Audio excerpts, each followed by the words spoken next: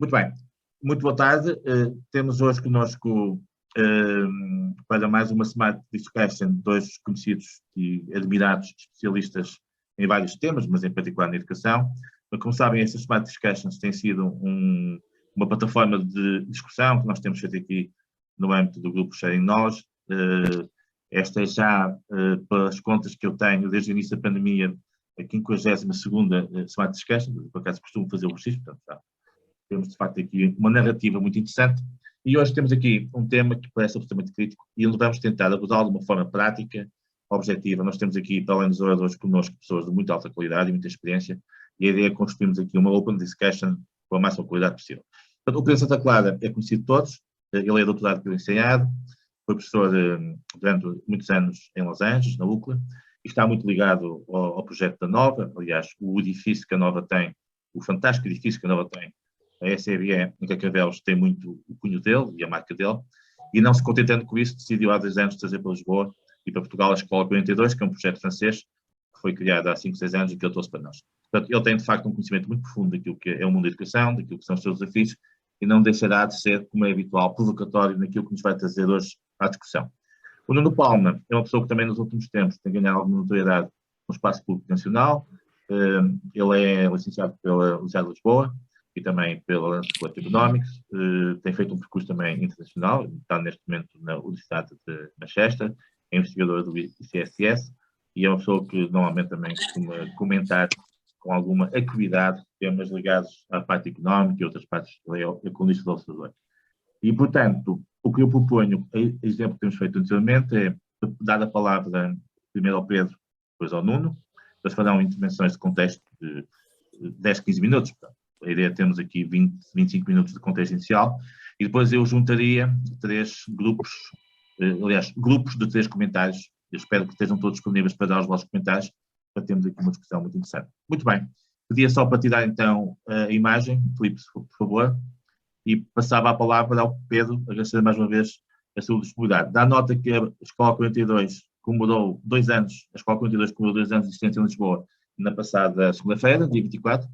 Os nossos parabéns.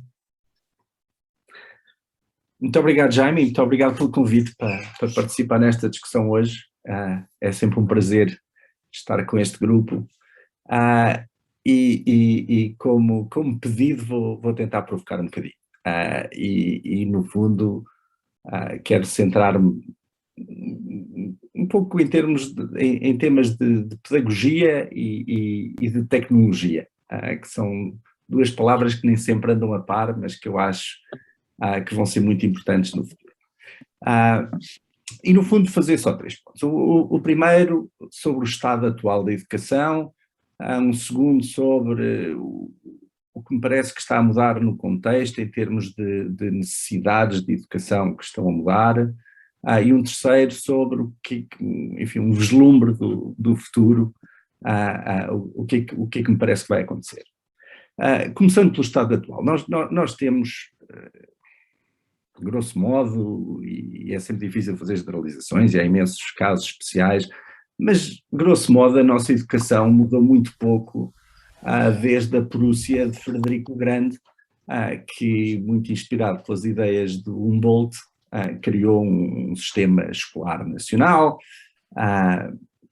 que teve relativamente pouca evolução até agora, e caricaturando um bocadinho, é uma linha de montagem. Temos um professor à frente dos alunos durante 1 hora, 1 hora e meia, os alunos vão andando de sala em sala a assistir a aulas sobre diferentes temas, e no fim vão ser avaliados por um exame, um trabalho, enfim, seja qual for, um grande ênfase na capacidade, na uniformidade da aprendizagem, termos toda a gente a aprender a mesma coisa, ao mesmo ritmo, o que fazia muito sentido, se quiserem, há 250 anos atrás, em que o objetivo era criar cidadãos para, no caso da Alemanha, uma nação a formar-se e a preparar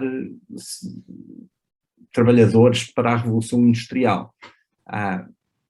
Eu penso, e já vou falar um bocadinho mais sobre isso, que esta necessidade hoje em dia é diferente, E também sou bastante crítico em relação a este modelo. Acho que este modelo pedagógico, durante muito tempo, era o único possível, digamos que era a única tecnologia possível de transmissão de conhecimento, era ter um sujeito conhecedor a transmitir aquilo que sabia aos alunos, mas tem lacunas muito, muito grandes, que desde logo quem quer que tenha dado uma aula se apercebe que as pessoas não aprendem todas ao mesmo ritmo.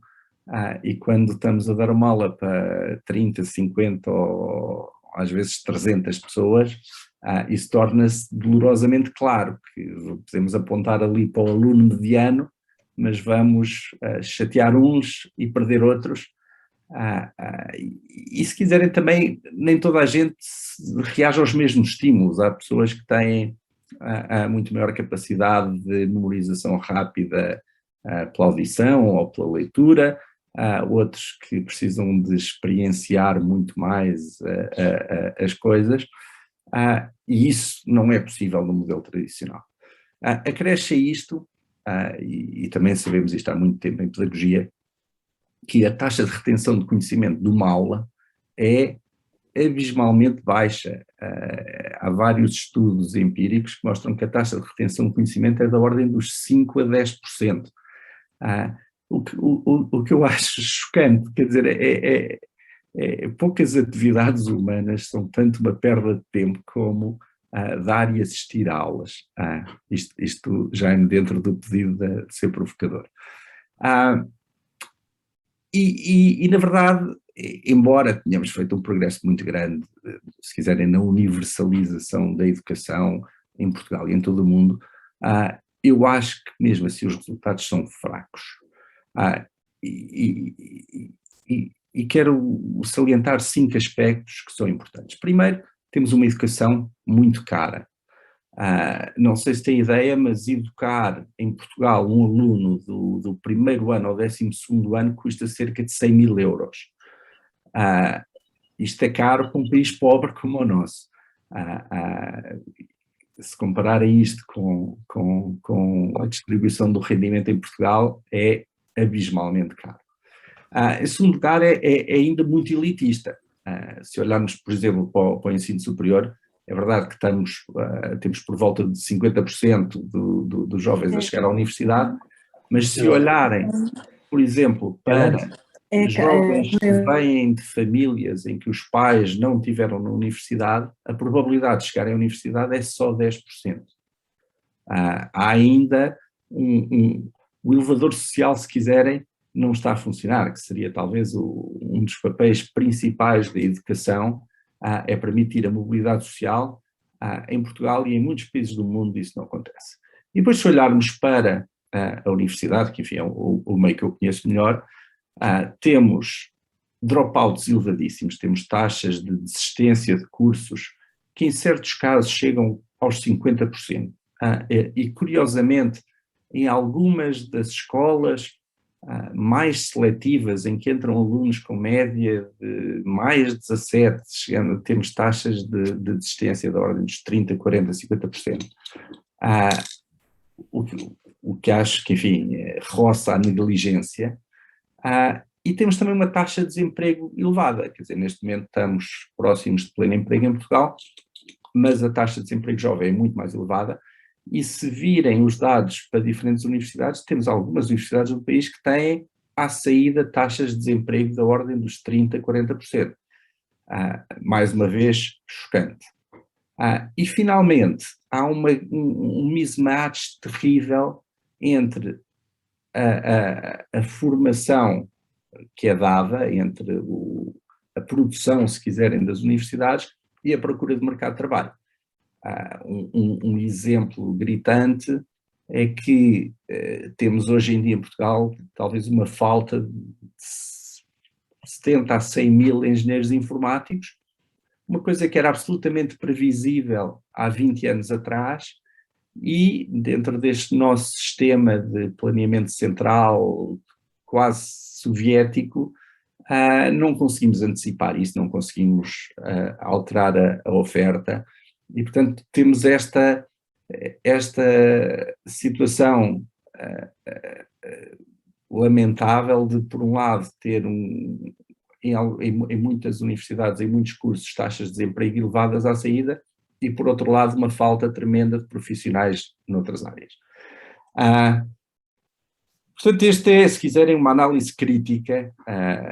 É óbvio que há também aspectos muito bons, vou passá-los. Acho que, curiosamente, até a nossa população está razoavelmente satisfeita com o sistema de educação que nós temos, mas eu não estou, e acho que isto é, em parte, responsável pelo baixo crescimento económico que temos tido, esta desadequação entre a educação que estamos a dar às pessoas e as necessidades das empresas no mercado de trabalho. O segundo ponto que queria fazer é que as necessidades de educação estão finalmente a mudar muito, se quiserem, em relação à Prússia de Frederico o Grande. Por um lado, aquele chavão do lifelong learning, de que ouvimos falar há muito tempo, tornou-se neste momento absolutamente urgente. Há uma estimativa da União Europeia recente de que 50% dos trabalhadores precisam de fazer um reskilling, desenvolver novos skills. A escala deste problema é absolutamente avassaladora. Pensem só em como fazer o reskilling de 50% dos trabalhadores portugueses. O sistema tradicional não tem qualquer capacidade para dar resposta a isto. Em segundo lugar, temos cada vez mais necessidade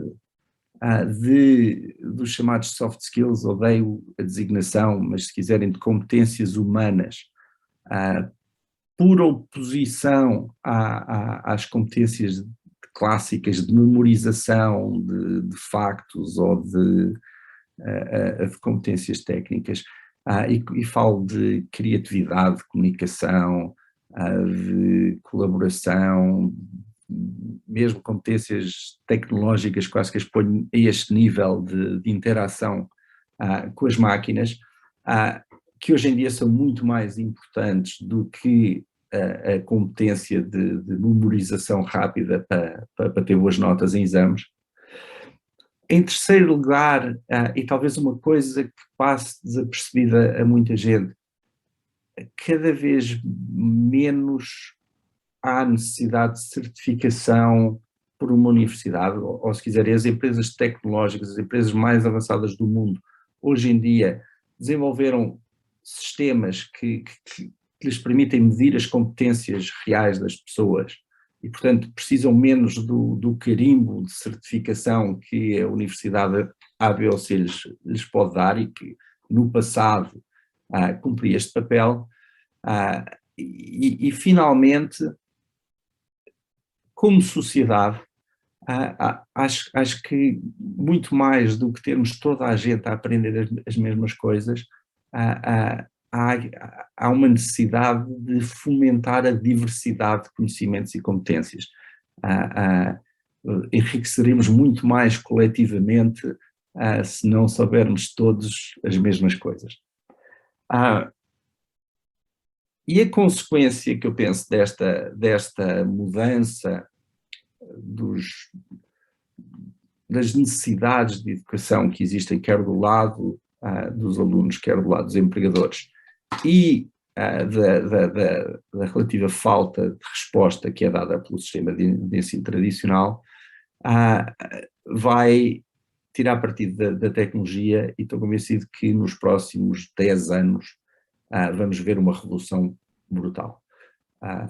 Quer porque as grandes universidades, e agora se calhar falando um pouco mais ao nível do ensino universitário, quer porque as grandes universidades do mundo, sobretudo pós-pandemia, se aperceberam que podem competir globalmente e estão a investir bilhões nisso. Igualmente, as grandes empresas tecnológicas, as Googles e Amazons desta vida, querem entrar no mercado da educação. Já não há muitas indústrias em que elas possam entrar que tenham a escala para fazer mexer o ponteiro. E também vamos ter uma proliferação de startups de EdTech absolutamente impressionantes. Para vos dar uma ideia, o ano passado houve 21 mil milhões de dólares investidos em startups de EdTech. Há neste momento 28 startups que valem mais de $1 bilhão. Se quiserem, a própria pandemia, termos fechado em casa todos os empreendedores do mundo, a ver os filhos a ter umas aulas lamentáveis por Zoom, motivou muita gente a tentar encontrar modelos melhores. E com isto tudo, eu estou convencido que vamos assistir... Pedro, mais 5 minutos, está bem? Para cumprirmos os times, ok? 3 minutos. Mas vamos assistir a muitos modelos inovadores de educação. A Escola 42 é um exemplo. Nós no próximo ano vamos lançar um novo projeto educativo chamado Tumo, que é outro exemplo. O ano passado lançámos uma startup chamada Miles in the Sky, que é ainda outro exemplo, e aqui é onde eu quero verdadeiramente pôr o ênfase, conseguem utilizar a tecnologia para fazer escalar aquilo que nós sabemos há mais de um século em pedagogia, se quiserem, toda a escola construtivista, desde o Jean Piaget, que enfatiza a mudança da agência para o aluno, que enfatiza uma aprendizagem muito mais baseada na experiência, na resolução de desafios, em missões e na colaboração entre pares, que, para vos dar o exemplo da 42, hoje em dia aparece em vários rankings como uma das escolas do top 10 mundial, a par de Stanford, MIT, etc. E aqui em Portugal custa por ano, por aluno, mais ou menos 1/5 do que custa educar um aluno no técnico ou na FEUP. Esta enorme vantagem económica, esta maior eficácia da aprendizagem e sobretudo a escalabilidade que comporta, acho que tem que ser uma aposta estratégica para o nosso país. Infelizmente sofremos do mal de ter todo o sistema educativo ainda muito assente no planeamento central, muito protecionista, muito capturado por interesses vários, e a nota final que queria deixar e partilhar convosco é na educação, como em todas as indústrias, a qualidade vem da inovação e da concorrência. E, portanto, a menos que nós libertemos um pouco aqui o espartilho do nosso sistema educativo e permitamos novas experiências e as deixemos concorrer mais livremente umas com as outras, receio que daqui a 10 anos tenhamos uma smart discussion simplesmente para refletir no que aconteceu às nossas universidades que antigamente tinham tantos bons alunos. Muito bem, Pedro, por estas notas iniciais. Passamos agora, sem mais umas, ao Nuno. Nuno, muito obrigado também pela disponibilidade. Claro, conseguem ouvir-me? Perfeitamente. Muito bem, muito obrigado. Eu, em primeiro lugar, devo dizer que concordo subscrevo tudo o que o Pedro disse. Eu gostava talvez de começar com um exemplo concreto, que é relativo às mudanças tecnológicas que vão aparecer nas próximas décadas e para as quais eu gostaria de argumentar que a economia portuguesa não está de todo preparada. E qual é a relação entre essa preparação que não existe e o processo político que deveria prepará-la e não está a fazer? Vou dar um exemplo muito concreto. Carros que se conduzem a si próprios. E não são só carros, são os autocarros, são os táxis, são as caminhonetas que fazem o transporte dos bens. Todos os carros, pensa-se que nos próximos 15, 20 anos não é preciso haver um condutor. Vão-se conduzir a si próprios. O que é que se vai fazer a todas estas pessoas que são condutores de autocarros, de carros, de caminhonetas, a fazer transportes de bens? Está a haver alguma preparação dessas pessoas para... Muitas delas ainda vão estar na idade de trabalho. Não há qualquer pensamento estratégico sobre isto a ser feito. Portanto, vamos ter um grande problema a acontecer. Agora, isto é só um exemplo, mas é um exemplo que mostra que com oportunidades vêm problemas. Nós não devemos querer a destruição da mudança tecnológica em si. A mudança tecnológica é positiva, pode causar ganhos de produtividade para a economia. Mas é um pouco como uma resposta sincera a um filho nosso em idade menor que nos pergunta: ó pai, o que é que eu vou fazer quando eu for um adulto? Provavelmente uma resposta bastante honesta seria: vais fazer um trabalho que hoje nós ainda não sabemos qual é. Porque pensa-se que grande parte dos trabalhos que vão existir daqui a 20, 30, 40 anos são trabalhos que hoje nem sequer existem. E muitos dos trabalhos que hoje existem não vão existir daqui a 20, 30, 40 anos.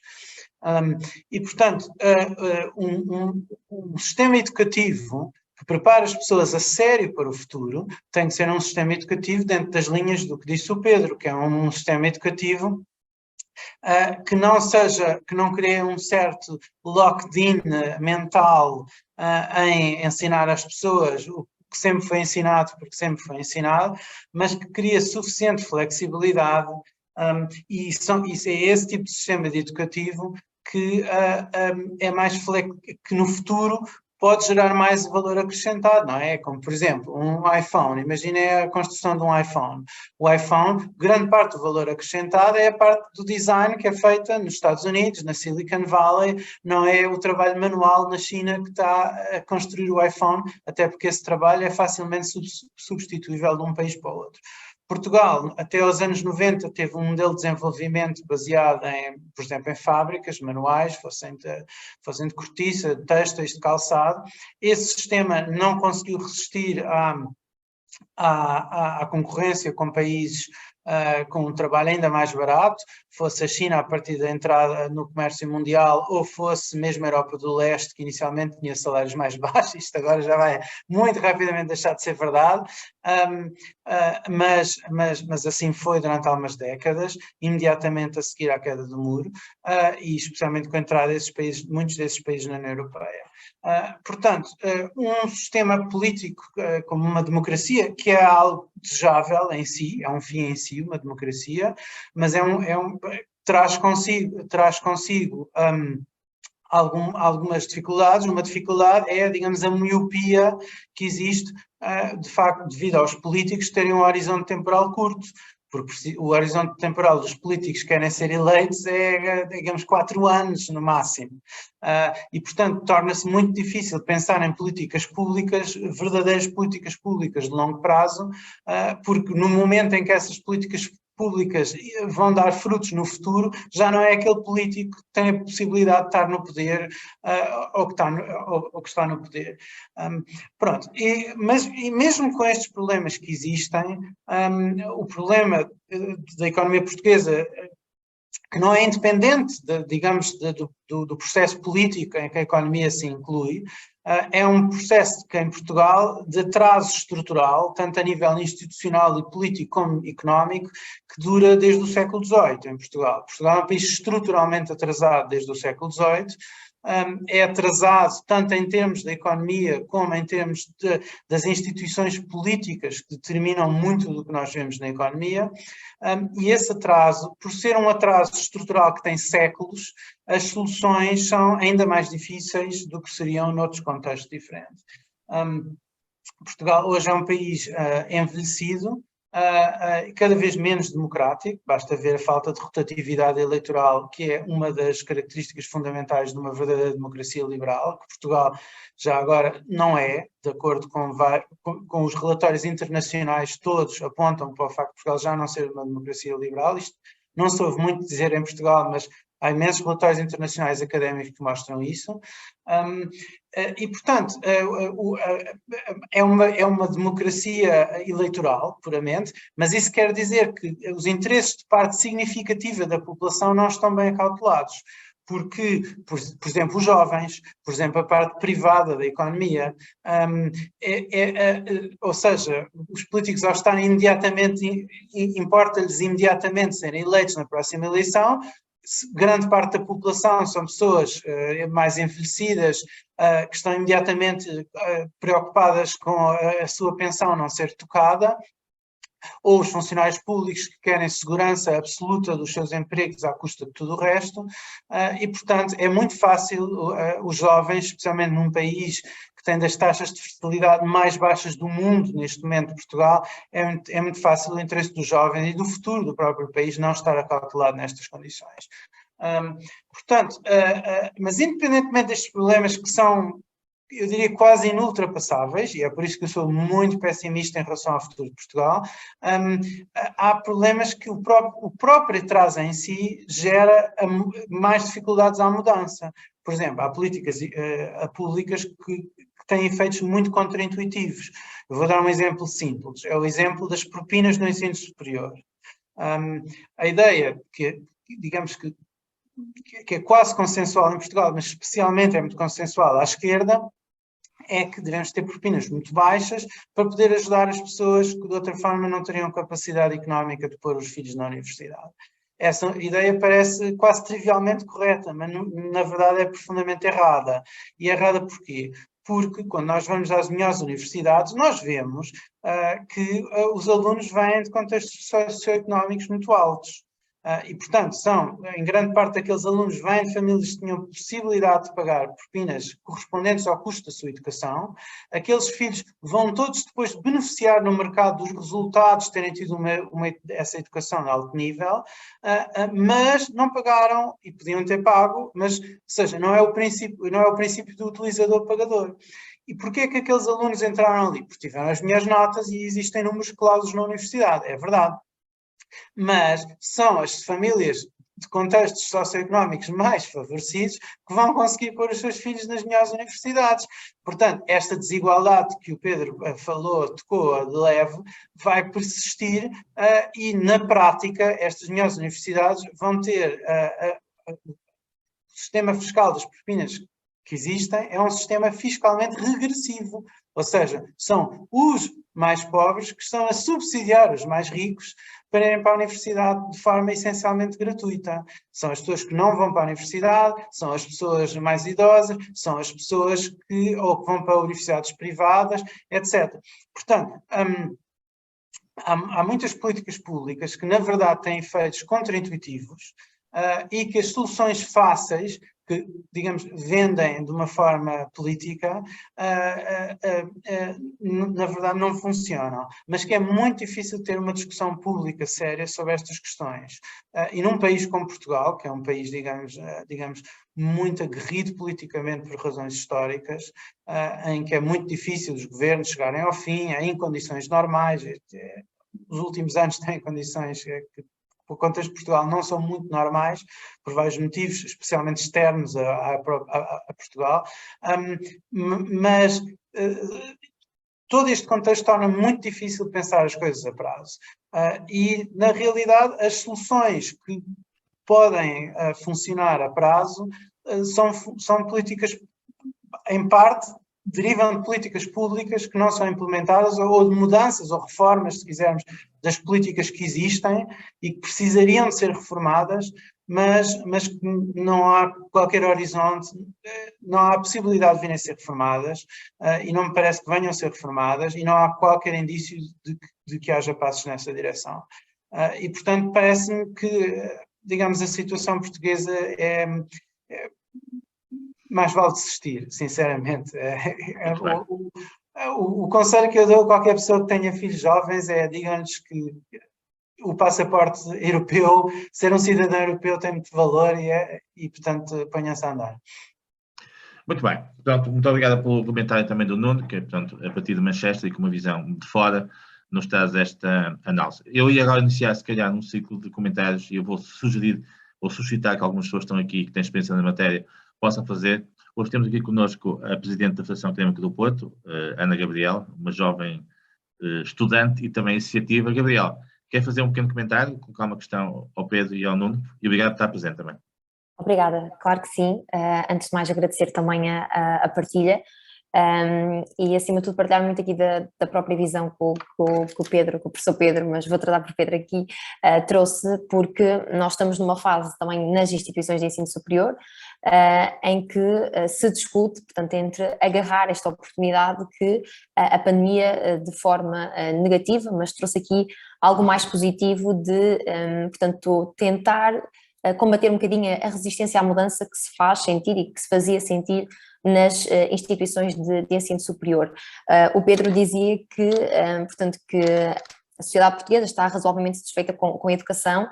Eu diria que há um defraudar de expectativas de muitos estudantes que chegam hoje ao ensino superior, são eles nativos digitais e que encontram, não só ao nível das instalações, mas também dos equipamentos e dos recursos que são disponibilizados, seja em matéria de tecnologia, seja depois dos próprios espaços, a forma como as bibliotecas, espaços de estudo são pensadas, mas depois também aqui uma dimensão, porque um bom professor, aos dias de hoje, sem dúvida alguma, que tem que ter o mínimo, não é, daquilo que são o conteúdo científico, o conteúdo técnico, mas depois tem que ser um docente que se consiga adaptar aos vários formatos, e as instituições de ensino superior, perante todo o desafio da demografia, vão ter que conseguir atrair estudantes internacionais, têm que captar novos públicos, nomeadamente os trabalhadores estudantes, e portanto, se olharmos para o contexto atual, não só os estudantes típicos, portanto os chamados normais, os jovens, têm expectativas defraudadas, mas as instituições também não estão aos dias de hoje capacitadas para conseguir competir na atração dos estudantes internacionais e depois também para conseguir dar resposta aos trabalhadores estudantes. Isso foi evidente no contexto da pandemia, com o ensino remoto de emergência, e que se tentou passar uma mensagem de que a qualidade do ensino estava a ser assegurada, e portanto nós temos do terreno e do contexto prático situações muito, muito desagradáveis, difíceis, e que constituíram um grande desafio. Portanto, olhando para dentro das instituições de ensino, sem dúvida alguma que não falamos apenas daquilo que é a necessidade de investimento em recursos e de infraestrutura, mas é preciso, acima de tudo, uma mudança de mindset, seja dos próprios dirigentes académicos, estou aqui a falar dos senhores reitores, dos senhores presidentes, também de algum corpo docente, uma vez que, se olharmos também para aquilo que é o dilema entre a pedagogia e entre a própria investigação, o que é facto é que a investigação é muito mais valorizada do ponto de vista da avaliação docente, e a pedagogia foi ficando sempre para segundo plano, e portanto esta é a altura de se olhar também para o tipo de avaliação que é feita ao corpo docente, e portanto uma aposta muito maior naquilo que é a formação, seja para esta componente da tecnologia, seja para olhar a forma como o ensino é ministrado aos dias de hoje, e portanto o Pedro já aqui disse de forma muito clara, portanto de forma teórica, que não fomenta a discussão, a interação entre pares, até o próprio processo de feedback e de comunicação entre os docentes e entre os estudantes. Se portanto tivemos a presença de um bom docente que vai conseguindo dando feedback, resposta a dúvidas, conseguir comunicar com o estudante quando eles estão à distância, e portanto isto comporta aqui um grande desafio. É de facto necessário uma mudança de paradigma, e espero que esta é uma luta por vezes solitária, porque os estudantes têm tentado trazer este tema, já o era antes da pandemia, mas é um tema de facto difícil e que não é tão sexy do ponto de vista, permitam-me usar este tema do ponto de vista da discussão e da ênfase política. Só quero fazer uma nota aqui, um comentário final, porque se falava das taxas de desemprego também em contexto, concretamente com os jovens diplomados. Eu questiono um bocadinho aquilo que são as taxas de desemprego ou de emprego que são partilhadas e que são tornadas públicas por parte das instituições de ensino. Há um relatório muito recente do Tribunal de Contas, portanto, em que a taxa de desemprego de jovens diplomados reportada pelo IFP é metade daquilo que é reportada pelo INE, mas acho que estamos perante um perigo cada vez mais real, porque se tivermos uma trajetória crescente de valorização daquilo que é a educação e daquilo que é a educação superior, nós temos atualmente estudantes que são diplomados e que estão a terminar os seus cursos, portanto estudantes que muitas vezes são aqueles que são os primeiros a frequentar o ensino superior das suas famílias e que certamente terão irmãos que querem prosseguir a mesma via, e começam aos dias de hoje a questionar a utilidade da formação superior, porque depois chegam ao mercado de trabalho e não têm salários que, portanto, acabam por ter aqui um retorno do investimento financeiro de muitas famílias e um investimento também de tempo e pessoal, e portanto isto é algo que também nos preocupa muito e que diz muito sobre o desajustamento entre a oferta formativa, entre as necessidades do mercado. É certo que isto não é função última do ensino superior, mas não podemos olhar ao contexto do nosso país, ao contexto económico, e há esta expectativa de progressão e de alguma resposta quando sai do ensino superior, e por isso deixar um desafio, o que é que pode ser feito mais ao nível de mudança de mindset, não só dos nossos dirigentes, mas também de quem da própria tutela. Demos aqui uma lição do lado dos estudantes. Eu tenho aqui o NS que também quer colocar uma questão. NS Nuno Santos, peço desculpa, não estou... muito bem. Sim, senhor Nuno. É Nuno Santos, já. Viva, boa tarde. O Nuno também é uma pessoa que tem uma experiência nesta área e está no mundo das tecnologias. Força, Nuno, por favor. Obrigado, Jaime, e muito boa tarde a todos, e obrigado a todos já, uma vez mais, e sempre por esta dinâmica, e obrigado ao Pedro e ao Nuno pelas intervenções. Eu gostava de ouvir o Pedro um pouco mais sobre o futuro do financiamento da educação, nomeadamente à luz destas experiências que ele tem liderado em Portugal. Como é que a 42 é financiada e o que é que nós podemos aprender a esse respeito para poder levar todos e todos mais todos?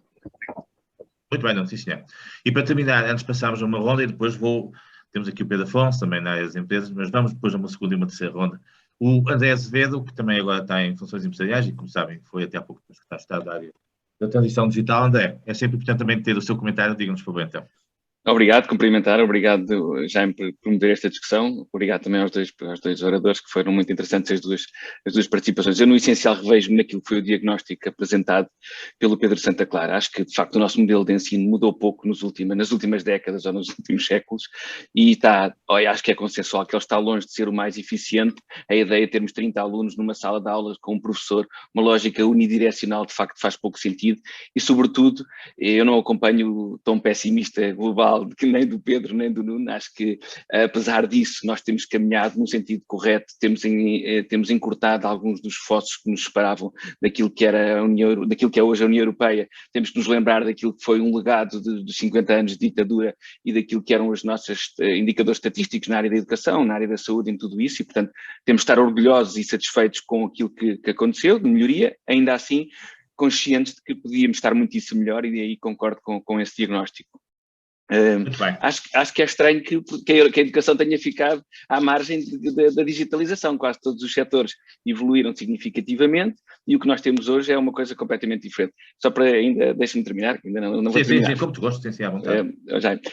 Aquilo que procurámos fazer naqueles 2 anos e meio que eu tive no governo foi, de facto, mudar um bocadinho o panorama, consciente desta centralidade, desta centralização que existe no setor da educação, mas houve uma preocupação de lançar um programa que se chamou Escola Digital, que procurou colmatar alguma das lacunas, que ficou, e aqui eu assumo a limitação do impacto, porque ele ficou aquém daquilo que era o desenho inicial do programa, porque só algumas das componentes é que foram implementadas, mas ainda assim é melhor ter um computador para cada aluno do que um computador para 5 alunos, que era o que tínhamos há 2 anos e meio atrás.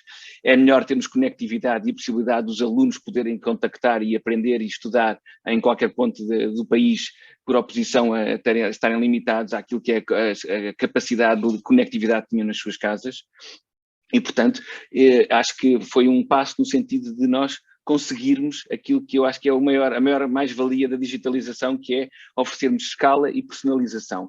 E aqui estou completamente a acompanhar o Pedro Santa Clara, no sentido que o que a digital nos permite hoje é, de facto, uma experiência muito mais personalizada, uma dialética aluno-professor ou dinâmica de colaboração que pode ser muitíssimo mais rica, que pode ser muito mais customizada às necessidades concretas do aluno, e eu, desse ponto de vista, acho que temos que mudar, de facto, o paradigma, porque acredito que é possível, de facto, respeitar essa individualidade, permitir ao aluno que ele evolua e aprenda ao seu ritmo, e permitir, por exemplo, que quando está a praticar um exercício numa ferramenta ou numa plataforma digital, que, numa lógica perfeitamente básica de inteligência artificial, lhe sejam injetados conteúdos perfeitamente adaptados àquilo que são as lacunas ou as dificuldades que aquele aluno tem, havendo naturalmente momentos de validação de competências, mas garantindo que era uma lógica quase de créditos de evolução do aluno no seu percurso escolar. Portanto, é essencial apostar nesta bidirecionalidade, melhor tutoria dos alunos e melhor encaminhamento, e menos um papel tão formal e tão assimétrico entre o professor e o aluno.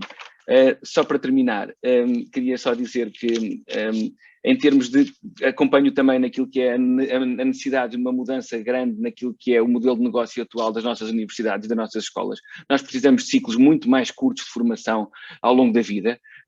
Continua a haver muito esta visão de que há um período de formação que chega aos 23 anos, termina e depois há uma vida profissional.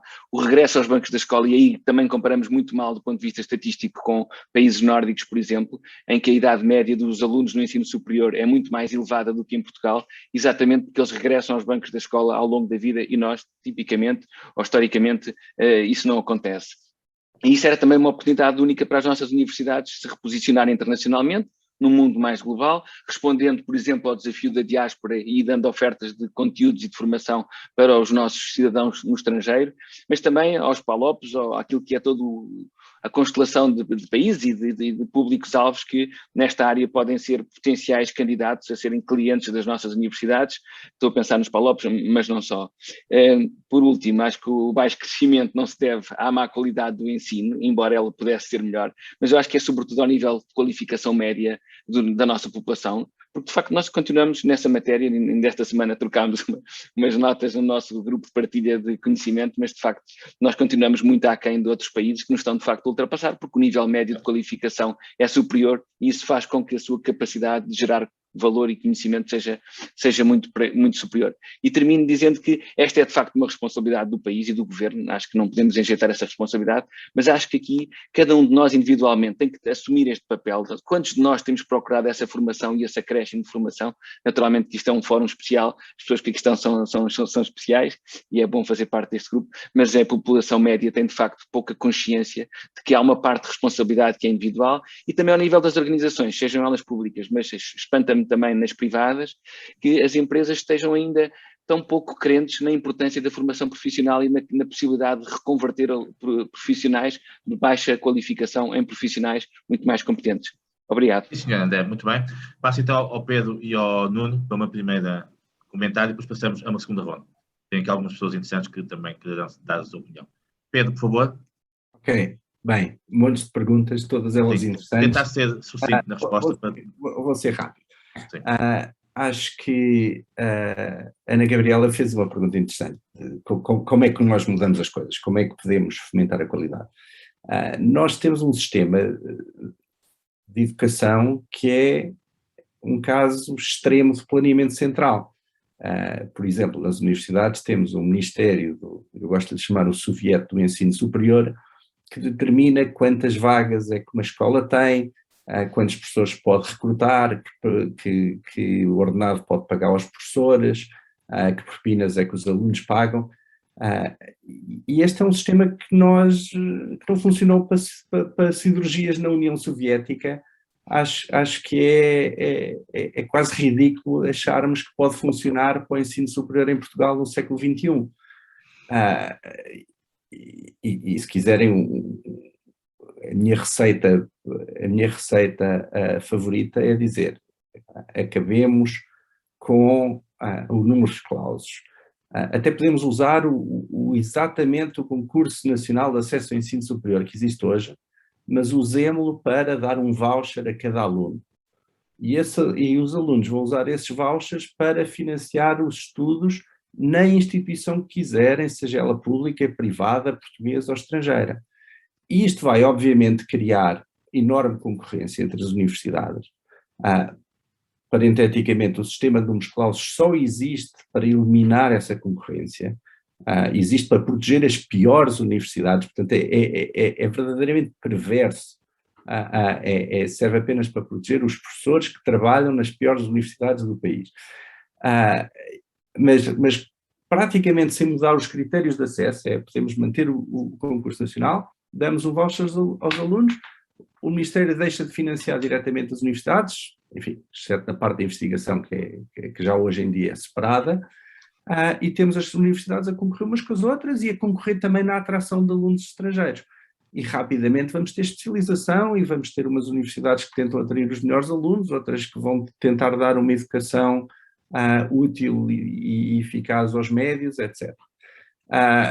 E quando digo isto implica também mudar o sistema de governance nas universidades. As nossas universidades são de facto, cooperativas de professores, e as organizações cooperativas não têm assim um historial por aí além de funcionarem bem, e sobretudo no caso de um processo de inovação tecnológica, os professores justamente querem defender que não se mude nada. Não vão querer nunca, se possível, vão querer usar as transparências que usavam em 1983 e que ainda estão perfeitamente atualizadas. E é preciso mudar também a regulação. A agência que regula o ensino superior em Portugal é a A3ES, que usa como critérios para certificar uma universidade ou um curso, ou seja o que for, KPIs do tipo o número de professores catedráticos, o número de professores por aluno, o número de horas de aula por semana. A 42, uma das melhores escolas do mundo nesta área, nunca caberia nesses critérios e obviamente nem sequer vou tentar fazê-lo, mas mostra como todo este sistema está desenhado com dois objetivos, enfim, sempre implícitos, acho que nunca foram declarados, que é eliminar a concorrência e eliminar a inovação. E quando o sistema tem esse objetivo, a mudança é praticamente impossível. Portanto, ou há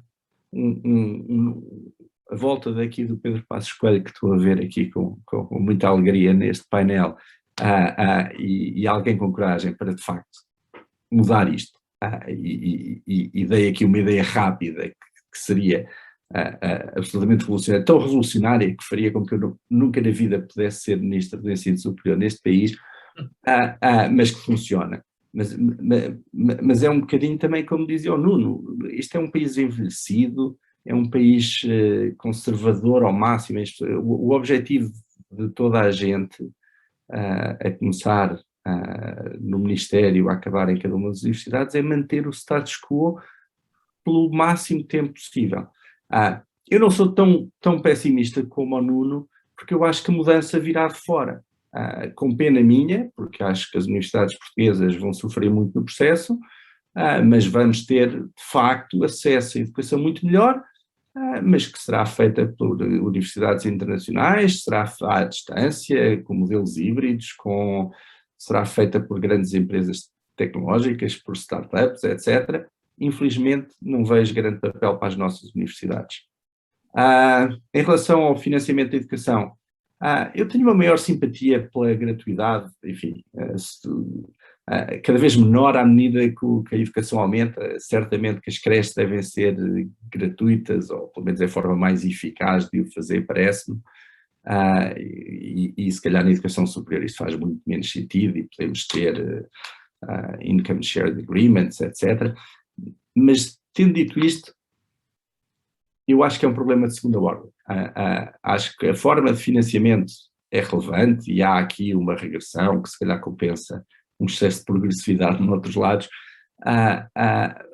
mas em primeira ordem acho que o problema é a organização da indústria, e que está mal, como já vimos acontecer em milhares de sítios. Portanto, a receita de um liberal é sempre concorrência e inovação.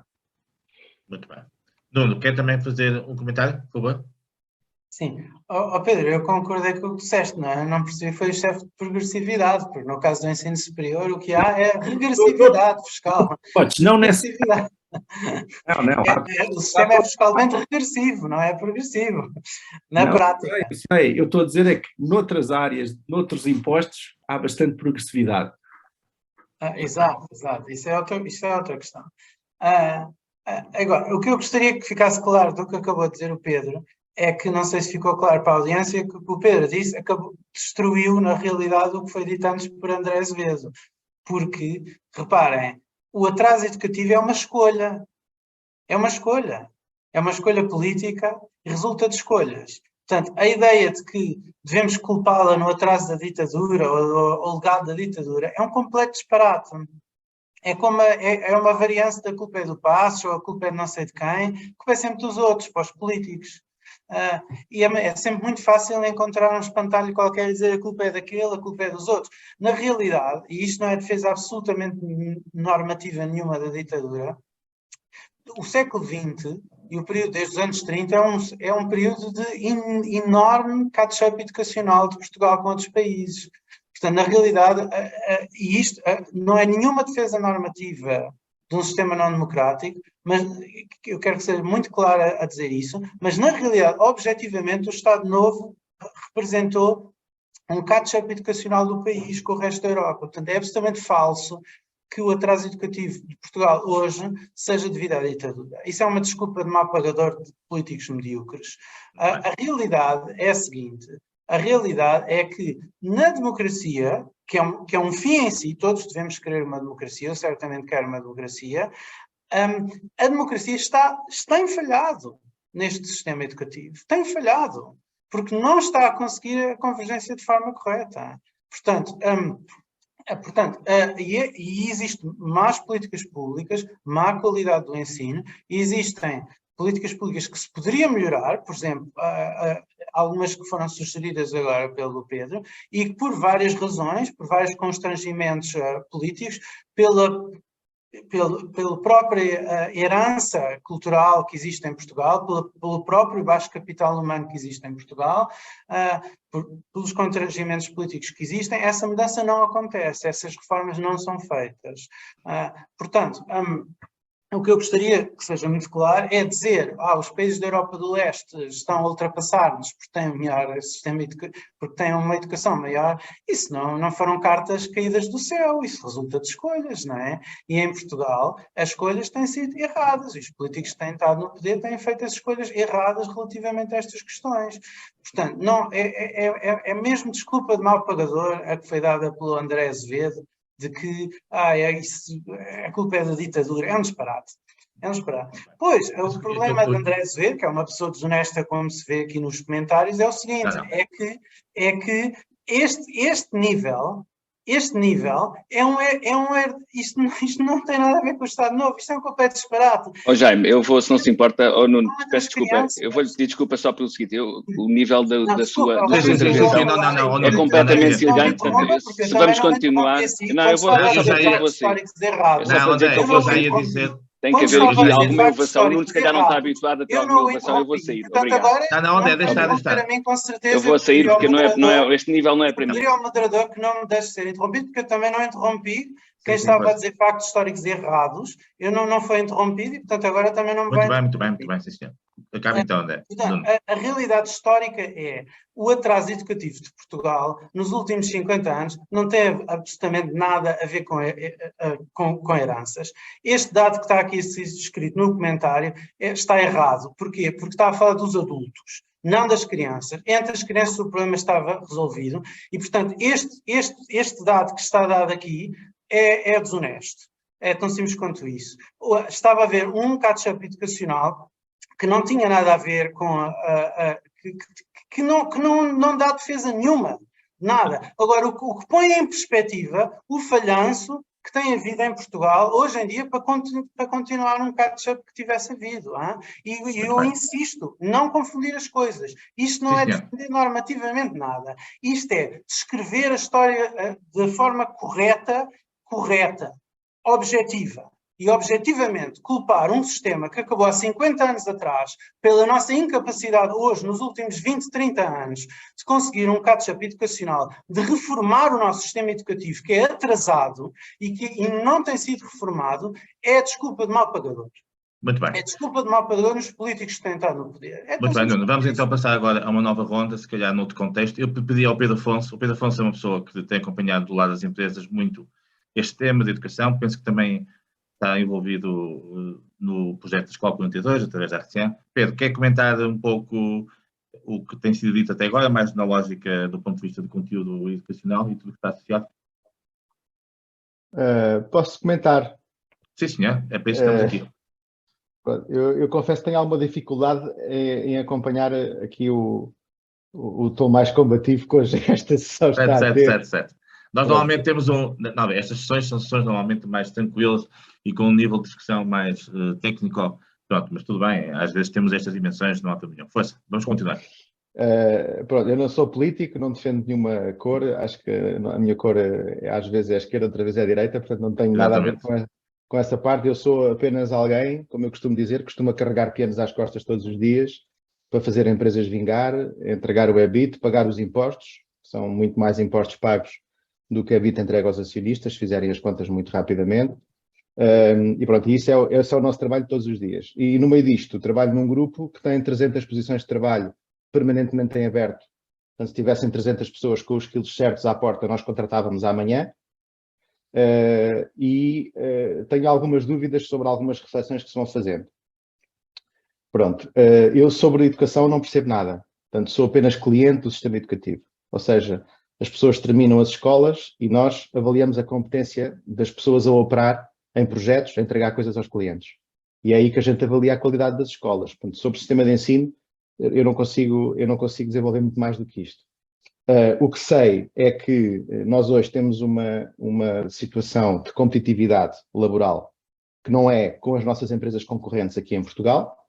Portanto, nós concorremos com empresas que competem em mercados que pagam muito mais, porque essas empresas faturam por hora muito mais do que nós faturamos, porque a produtividade é isto, é quanto é que a gente consegue faturar por hora trabalhada, é isto que é a produtividade, não é trabalhar mais nem é outra coisa qualquer, estão aqui os economistas, com certeza não me deixam mentir, mas para nós dentro do grupo, a produtividade é quanto é que eu consigo ganhar por cada hora que eu consigo meter num projeto. É só isto, não é mais nada do que isto. E isto significa o quê? Que a nossa avaliação do sistema educativo é qual é que é a capacidade que nós contratamos para nos poder ajudar a justificar valor aos clientes, que nos permite cobrar mais e, com isso, aumentar a produtividade. Pronto. E o que nós sabemos, do ponto de vista de qualidade do sistema de ensino, é que o produto do sistema de ensino, em geral, não é mau. O produto que sai não é mau. Depois as pessoas vêm com impreparações ao nível de alguns skills que nós temos que depois andar 4 ou 5 anos nas empresas a formar. Há um conjunto de skills que temos que depois trabalhar, mas o produto final não é mau. E a prova disso é que grande parte dos nossos estudantes vão trabalhar para fora a ganhar salários que nós não pagamos cá em Portugal. Depois há aqui uma outra dimensão e para mim isto merece ser estudado à luz da economia, mas da micro. Ou seja, não é macro. Eu de macro não percebo nada, mas percebo de micro. Que é, eu tenho aquele trabalho para fazer, aquele projeto para fazer, eu preciso de 12 pessoas com aqueles skills. Eu tenho que ir ao mercado contratar e os skills têm que estar disponíveis. Isto começa muito antes do tema da escola, porque às vezes fala-se de jovens graduados no desemprego, mas há uma coisa que na nossa sociedade, e isso não sei de onde é que vem, mas deve haver uma história para isso. Por exemplo, nós temos a área de energia no grupo, temos a área de digital, com quem apoiamos a Escola 42, e temos a área de energia. Na área de energia, 7 em cada 10 trabalhos, 7 em cada 10 empregos, não precisam de pessoas com ensino universitário. Portanto, basta pessoas com ensino profissional muito especializadas, a ganhar mais do que muitas pessoas que ao fim de 5 anos com um curso superior conseguem ganhar. Estamos a falar de eletricistas, de serralheiros, pessoas com estas profissões que são altamente especializadas. Um eletricista muito especializado pode ganhar 2.000, 2.500 euros por mês. Há muitas pessoas formadas que nunca vão ganhar, que não ganham isso ao fim de 5 ou 6 anos de estarem a trabalhar. Nós temos na cultura portuguesa uma coisa com o canudo. E isto cola um bocadinho com o que o Pedro Santa Clara dizia há bocado, porque a Escola 42 não é acreditada num conjunto de temas cá em Portugal. Portanto, há o tema do canudo. E isso vê-se em muitas coisas, nomeadamente na coisa mais importante, que é a contratação pública. A contratação pública, quando pede certificações específicas nos contratos, o que estão a dizer é que as empresas têm que contratar pessoas com aqueles canudos específicos, porque aquelas contratações, aquelas certificações só são possíveis com aqueles canudos. Portanto, automaticamente, há um conjunto de aspectos ao nível formal que as empresas ficam de fora. Voltando ao tema da economia, há um tema no processo educativo que nós falamos pouco, e para mim isso é muito importante, que é o que é que adianta estar a formar jovens muito bons com ensino de topo, se depois as empresas que nós temos em Portugal não têm empresários e gestores com capacidade para enquadrar essas pessoas com salários ao nível e projetos ao nível. Porque isto não é só salário, é preciso ter projetos interessantes e desafiantes. Alguns que se vendem em Portugal e que se fazem em Portugal, outros que se fazem de Portugal para fora. Eu acho que há aqui um tema também a pensar e a refletir, que é ter um processo educativo também para esse nível, também para essas empresas. Nós compramos muitas empresas já em Portugal, nos últimos 5 anos comprámos 4 empresas. Aliás, a Axians foi o resultado de uma aquisição e outras empresas que comprámos entretanto.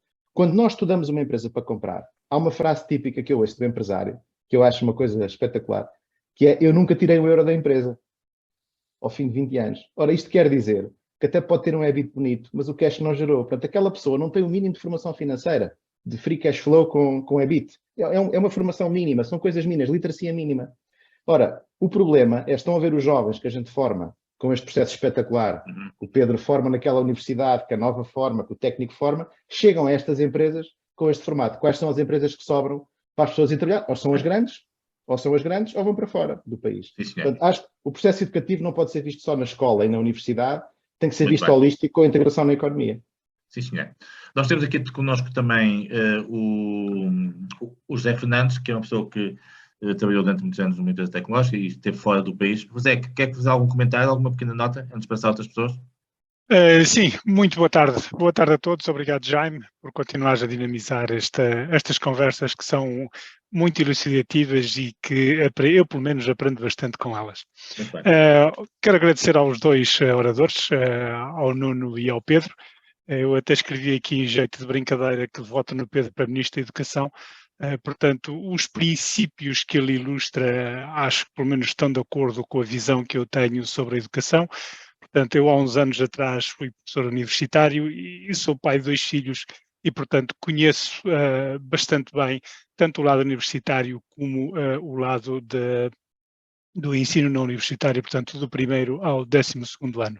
E vou pôr aqui só 3 princípios que acrescento ao que eles disseram, portanto, eu, no geral, revejo-me no que os 2 oradores disseram no início, e uma delas é uma das coisas que eu vejo em Portugal que tem sido um bocado difícil, que é um planeamento de longo prazo.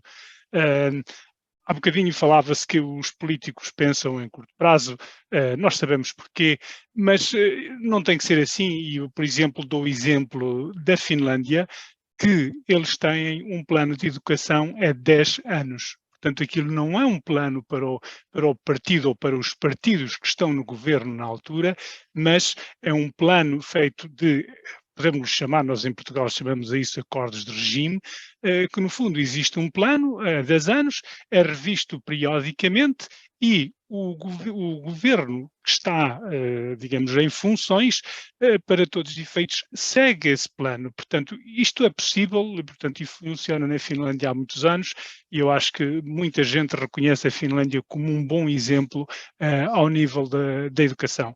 Portanto, isto reverte-se, por exemplo, numas valências que eu acho que nós aí falhamos há muitos anos, que é a questão de o que é que Portugal, e o Pedro falava nisso, o Pedro Afonso, que é o que é que Portugal precisa em termos de talento e valências para ajudar a desenvolver o país da forma como nós gostaríamos que acontecesse.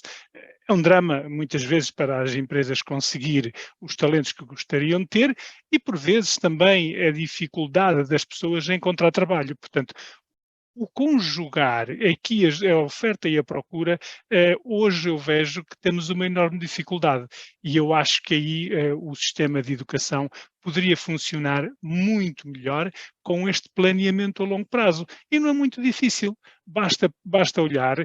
Eu não vou pedir aqui um plano a 40 ou 50 anos, claro, vamos nós bater nas profissões que ainda não existem, ainda não foram criadas, mas a 10 anos é relativamente simples desenhar um plano de quais são as necessidades. Não vamos fazer isto à precisão do 0,1%, mas é relativamente fácil fazer isso. E então o sistema educativo poderia e deveria formar as pessoas que vão ser necessárias ao longo dos anos. Portanto, isto facilitava claramente o desenvolvimento económico e aí estaríamos numa posição muito melhor. O outro aspecto é que eu acho que nós precisávamos de um ensino mais prático, e eu aqui dou um exemplo, mais prático no sentido de aprender fazendo. Eu vou dar aqui um exemplo do meu filho que teve, quando eu estive na Finlândia, aqui há uns anos, ele estava no 1º ano, portanto o miúdo com 6 anos, a turma dele fez um projeto, obviamente tudo conduzido pelo professor, e o projeto era fazer batidos. Foi o que o professor se lembrou, eles todos os anos fazem um projeto diferente, e esse projeto consistiu em quê? mostrar aos alunos, reparem, miúdas de 6 anos, dizer-lhes basicamente como é que funciona um projeto do princípio ao fim, como é que funciona uma empresa, com o objetivo de fazer batidos. Então, qual foi a ideia? Foi, inicialmente, os miúdos pediam aos pais o capital inicial. Todos os miúdos pediram aos pais 10 euros. Eu ainda me lembro da quantia que foi na altura. Depois escolheram, entre eles, decidiram as receitas dos batidos que iam fazer. O professor, depois de ter o dinheiro, pegou nos miúdos, foram ao mercado, foram comprar os ingredientes, porque já sabiam as quantidades que precisavam para os batidos. Com isso, eles aprenderam sobre os produtos, como é que vêm, que os produtos, afinal, não crescem nas prateleiras dos supermercados. Depois fizeram também a parte do marketing para dar a conhecer o que faziam. Fizeram um site em que as pessoas encomendavam os batidos online. Com isso, depois venderam uma determinada quantidade, não vou lá para entrar em detalhes. Com essa receita, devolveram o capital inicial aos pais e os lucros. A turma foi ao Jardim Zoológico e divertiram-se nessa tarde. Portanto, isto é um exemplo feito com miúdos de 6 anos. Portanto, se é possível fazer isto com 6 anos, com miúdos de 10 e de 15, imaginem o que poderíamos fazer e o sentido muito mais prático do ensino que se poderia dar. Era este comentário. O Luís Neves, penso que também queria fazer um comentário, antes de passar novamente ao Pedro e a... Luís Neves, está aqui connosco, não está? Estou já, eu tinha levantado a mão para fazer um comentário, para retirar a mão, mas vou fazer um curto comentário. Sim, o Luís é uma pessoa que tem feito uma experiência muito grande em termos internacionais e tem estado connosco em muitos momentos. Força, Luís. Tal como o Pedro Afonso, eu sou um zero em termos de educação, mas gostava de recuar na vida, tendo nascido em 1953, da Beira Baixa. Nessa altura eu não tinha nenhuma universidade para onde ir na Guiné, ou perto. Portanto, houve uma evolução tremenda em termos de ensino e, digamos, de evolução. Tem de ser reconhecido, o que não quer dizer que tudo esteja a passar bem. De certeza que não está. Aliás, digamos, eu estava aqui a acompanhar o debate, isto parecia quase um Sporting Benfica, e portanto, eu penso que não podemos ir nesse sentido. Eu penso que temos de ter uma atitude de perceber o que é que está mal, e o que é que está mal tentar corrigir e pôr bem, na medida do possível, de uma forma, digamos, consensual e progressiva. Queria dar aqui um exemplo empresarial. Eu trabalhei muitos anos na Deutsche Telekom. Nós recebíamos todos os anos na empresa 6.000 alunos das escolas que vinham fazer estágios no seu percurso escolar à empresa. E a empresa financiava isso. E, portanto, o meu filho tem 10 anos, está na Escola Internacional de Bonn, vai fazer um estágio de 15 dias à Volkswagen, porque é uma área que ele gosta, é a mecânica, a engenharia, e, portanto, ele na 10ª classe, digamos assim, vai fazer um estágio e vai fazer uma aprendizagem. O digital está a revolucionar completamente a educação, e nós temos de acompanhar essa evolução e temos de perceber como é que nos vamos adequar a essa transformação.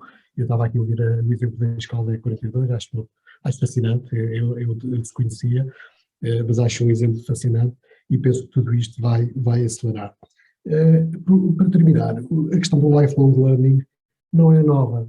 Eu se recuar da minha vida profissional, e eu acompanhei toda a evolução da reestruturação do sistema de telecomunicações, do público para o privado. As empresas de telecomunicações, a nível global, europeu, todas elas tiveram de fazer um reskilling daquele número de empregados tremendo que tinham. Não houve praticamente despedimentos na altura, digamos, houve processo de acompanhamento, de formação ao longo da vida, as pessoas foram requalificadas, encaminharam-se para outro tipo de empregos. Acho que era um bom exemplo a seguir. Aliás, este tema foi debatido na Europa, eu próprio debati este tema com o comissário Flynn na altura, porque acompanhei todo este processo. Na altura, o presidente da Comissão Europeia era o, como é que ele se chama, aquele presidente famoso, agora não lembro o nome, mas de qualquer das formas, este lifelong learning é uma coisa que nós temos de continuar a apostar de uma forma muito contínua, porque a vida, o que mostra agora é que os desafios com que estamos confrontados, digamos, as novas profissões, os novos, digamos, desafios que eu já disse, obrigam-nos realmente a ter um outro tipo de atitude.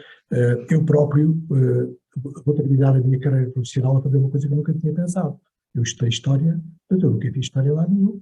Digamos, eu fui-me adaptando ao longo da vida, fui trabalhar para as Nações Unidas, vim para a Telecom trabalhar em sustentabilidade, digamos, fiz uma carreira completamente diferente ao longo de toda a minha vida, e isto também tem a ver com a atitude das pessoas. As pessoas também têm de se mentalizar que o mundo está em mudança e que elas têm de se adaptar ao mundo em mudança.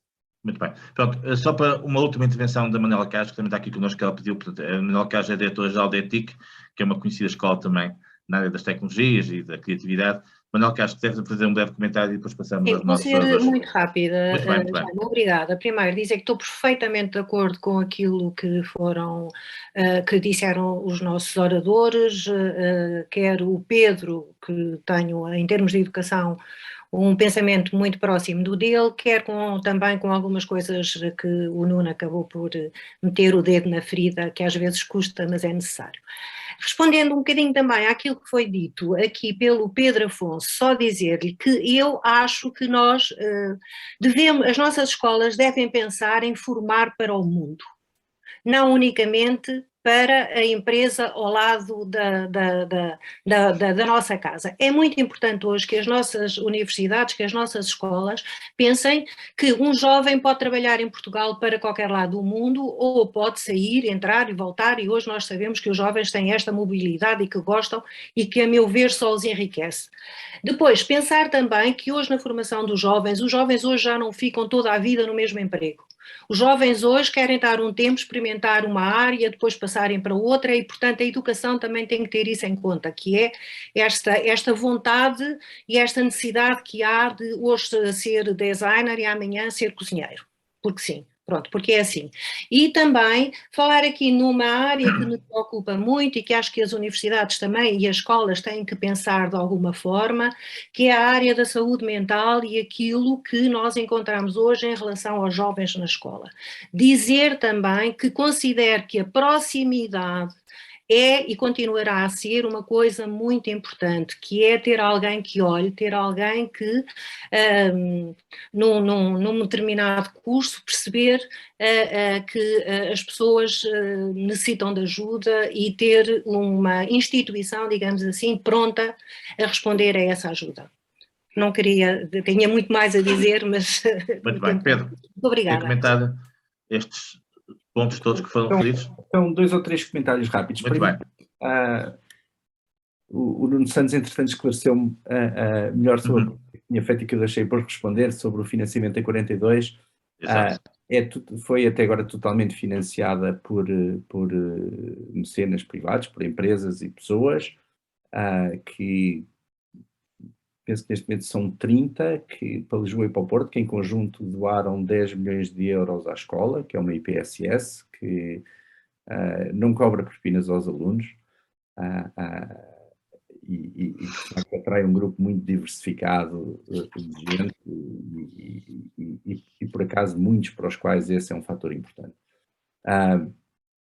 E estendendo isto, e aqui acho que há um ponto razoavelmente animador, entre o fundraising que fizemos para a Nova, para a 42 e para este novo projeto que vamos lançar no próximo ano, eu nos últimos 10 anos angariei donativos da ordem dos 80 milhões de euros. E digo isto, e parece-me importante porque demonstra bem a apetência que existe na sociedade por inovação e qualidade na educação. Existe este interesse, pode não se exprimir politicamente em grandes números, mas certamente que em termos de empenho existe.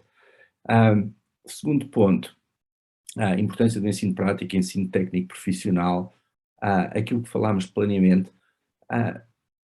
Eu acho que tudo isto é substituído com vantagem, ou é resolvido com vantagem pela concorrência entre as instituições. Quando existe concorrência, as obrigações são, as organizações, as escolas são obrigadas a encontrar um nicho de mercado e vão satisfazer as diferentes procuras que existem. E acho que até hoje em dia existem muito bons casos de ensino técnico profissional em Portugal, e certamente poderão existir muito mais. O planeamento de longo prazo entendo, talvez seja possível, mas é um bocadinho uma solução utópica. Nós vivemos num sistema, como eu dizia, de planeamento central soviético. Temos um Ministério do Ensino Superior há muitas décadas que supostamente devia fazer isto e não faz. Portanto, dizer que a solução seria o planeamento, sim, se houvesse aqui um ditador bondoso capaz de fazer esse planeamento, que tivesse um objetivo social mais elevado, claramente não temos isso. E a Manuela levantou um ponto que eu acho que é muito importante, é que nós não vivemos em autarcia. Muito deste planeamento que ainda hoje ouvimos falar é qual é o número de médicos necessário para o Sistema Nacional de Saúde, ou qual é o número de engenheiros necessário para as empresas nacionais. Isto hoje em dia é uma pergunta ridícula, porque os médicos que nós formarmos podem trabalhar em qualquer lado do mundo. E igualmente podemos atrair médicos de outros lados. Portanto, estar a planear para as necessidades portuguesas verdadeiramente não faz sentido quando nós temos 80 mil portugueses a emigrar por ano, 50% dos quais com formação superior, portanto, que se calhar não está muito longe do número total que formamos nas universidades por ano, e isto é, acho que uma estatística devastadora. Nós estamos todos os anos a exportar para o resto do mundo um número de pessoas com formação superior equivalente àquele que formamos por ano. E acho que vale a pena pensar bem neste número, porque é aflitivo. Isto é de facto uma desgraça. Última nota sobre o tema da saúde mental. É muito importante. Nós temos uma psicóloga na 42 de Lisboa e na 42 de Porto, e tem um impacto brutal. Quer dizer, haver alguém com capacidade de responder às dificuldades que os alunos têm é muito, muito importante.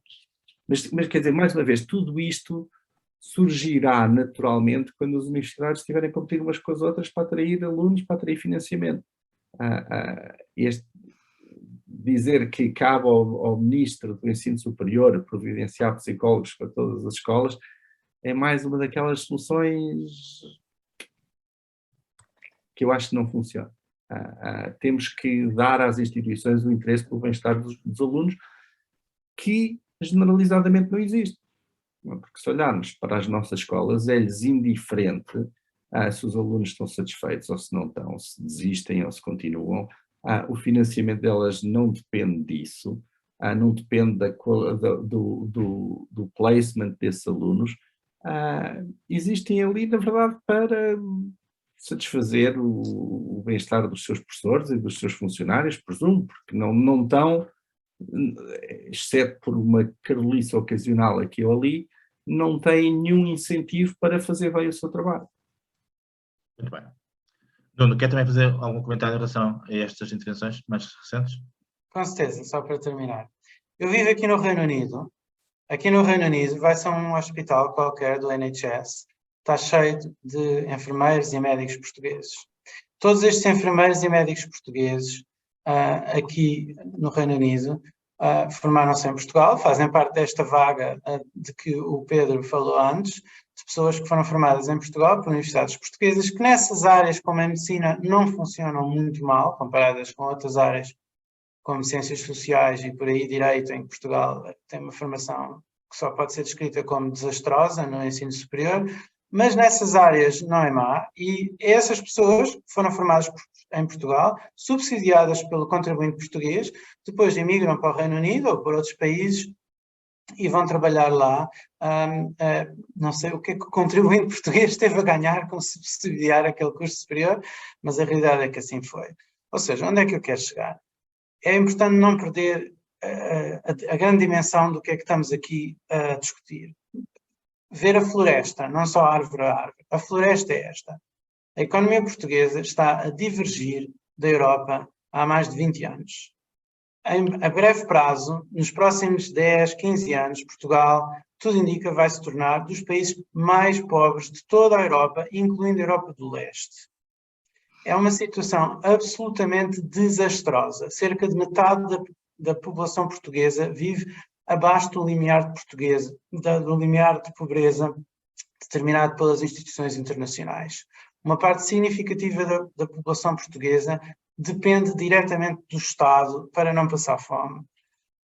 Nós estamos numa situação que é absolutamente desastrosa em Portugal. As pessoas, parte da população, não tem noção da dimensão do problema. A dimensão do problema é absolutamente desastrosa. Todos os noticiários em Portugal deviam abrir todos os dias a dizer: estamos a divergir, continuamos a divergir, estamos a caminho de ser o país mais pobre da Europa. Nós aqui discutimos soluções, reformas, mas a realidade é que essas reformas não estão a ser implementadas e não se avista que venham a ser implementadas no futuro.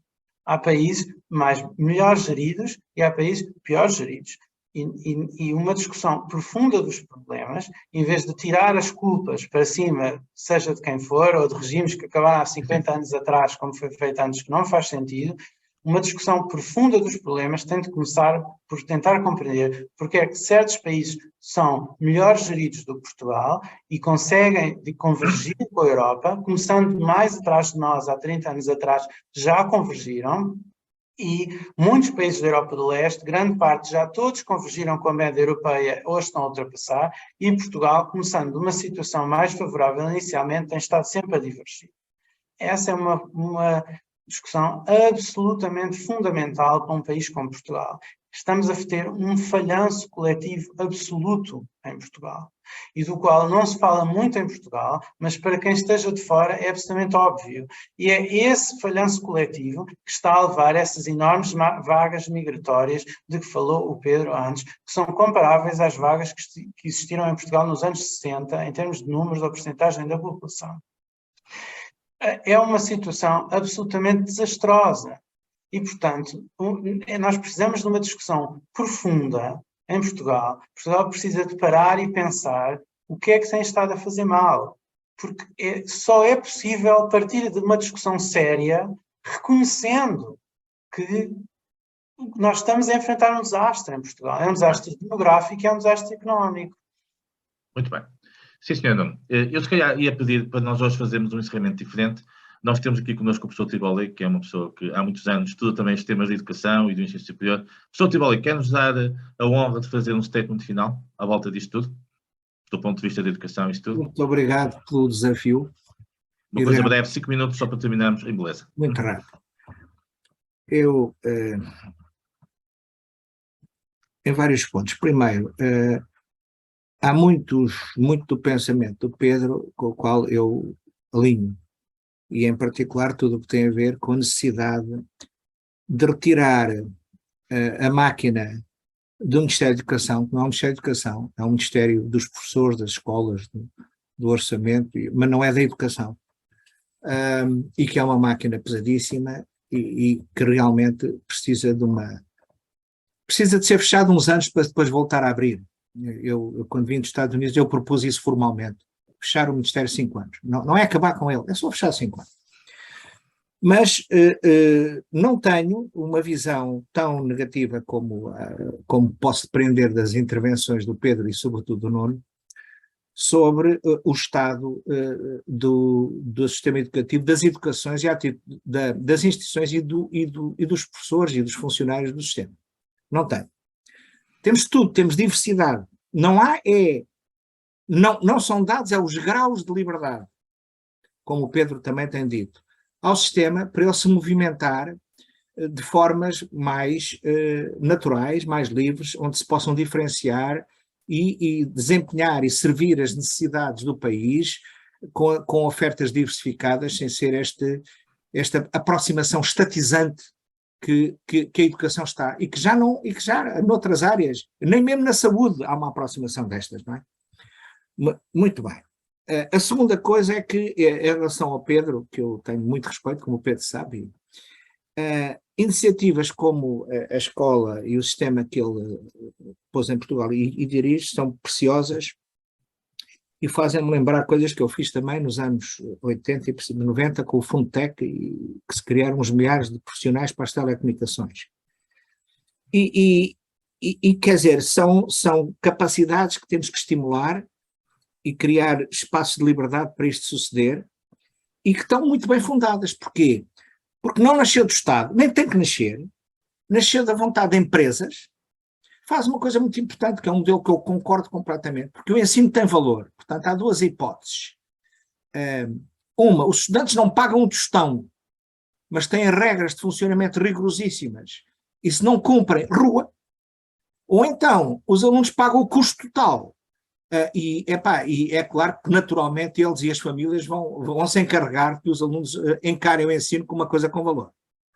O sistema atual não é nada disso, não é? E, portanto, há algo de muito correto no modelo que o Pedro está a propor, mas duas coisas. Primeiro, é correto porque está financiado por empresas. E a primeira coisa que eu queria verificar é assim, de um modo geral, a cidadania empresarial em Portugal é desastrosa, porque está tudo, quase tudo, à espera do Estado. O Estado é que tem que resolver, e depois queixa-se que o Estado é isto e aquilo. Nada impede as empresas de identificarem necessidades, reunirem meios, porem dinheiros e produzir os gás que é preciso, numa ótica de curto prazo. Agarrem gás e produz. Muito semelhante como a Ucrânia fez agora. Precisava de gás para lidarem com os sistemas tecnológicos evoluídos de guerra, e lá estão eles, formados em combate, formados treinados com os cursos rápidos a mexer, sistemas sofisticados. Qual é o problema? Nós temos a mesma capacidade, não há problema nenhum. Temos a mesma capacidade. E já provámos N vezes. Pronto. Aliás, veja-se a evolução que se fez nos têxteis, no calçado e essas indústrias tradicionais, onde os trabalhadores portugueses, coitadinhos, estão atrasados mentais, estão a alimentar uma indústrias competitivas no mundo inteiro. O que é que se deu? E não foi o sistema educativo formal que os fez. Pronto. Não prescindo da educação de fundo. Isto é, a educação que forma a pessoa e a capacidade de pensar tem que existir. E eu não confundo esta educação com a educação, por exemplo, como a Escola 42, que já agora também forma pessoas e a capacidade de pensar. Mas por favor, não comparem a formação de uma escola com 42 a uma informação, por exemplo, em engenharia informática, nas universidades e politécnicos portugueses, em relação aos melhores alunos. Porque, vamos ver, vamos distinguir, não é? Há alunos de um certo nível e há alunos que andam-se para ali a arrastar. Não distingamos que estamos a falar pessoas com capacidades diferentes para enfrentar o mundo e as mudanças. Portanto, estas coisas podem conviver. Não estão em guerra umas com as outras. Uma não tem que haver um ambiente competitivo, como o Pedro diz. Sim, senhor. E o Estado tem que se dedicar a quê? A pensar o futuro, a pensar regras normativas de educação, a assegurar regulação e assegurar qualidade e que as fraudes sejam eliminadas e deixar o país funcionar. Mas a base disto tudo é o seguinte: a sociedade é que tem que definir o que quer. E para isso, eu vou-lhes dizer, é assim, infelizmente, nós temos o azar dos patetas dos espanhóis, em vez de perceberem a oportunidade que têm, não nos desataram a bombardear e não invadiram Portugal agora como os russos.